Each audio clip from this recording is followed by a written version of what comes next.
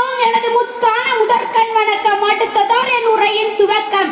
நான் இப்பொழுது உங்கள் முன்னால் பேச எடுத்துக்கொண்ட தலைப்பு என்னவென்றால் போதை ஒழிப்பு. மனிதா, சாதனைகள் பல காத்து கிடக்க சரித்திரங்கள் தன் பக்கங்களை உனக்காய் விரித்து வைக்கிறது. போதைக்கு எப்பொழுதும் அடிமையாகாமல் உன் மூளையை சீரமாய் சிந்திக்க விடு. குடும்பத்தையும் நாட்டையும் முன்னேற்று.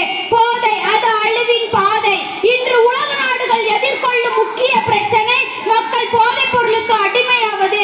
வயது வரம்பு இன்றி சமுதாயத்தில் போதை பழக்கம் வேரூன்றி உள்ளது. மதுபானம், புகையிலை, அபின், ஹெராயின் போன்ற மனிதனை அளிக்கும் போதைப் பொருட்கள் பல. போதை நாட்டுக்கும் வீட்டுக்கும் கேடு.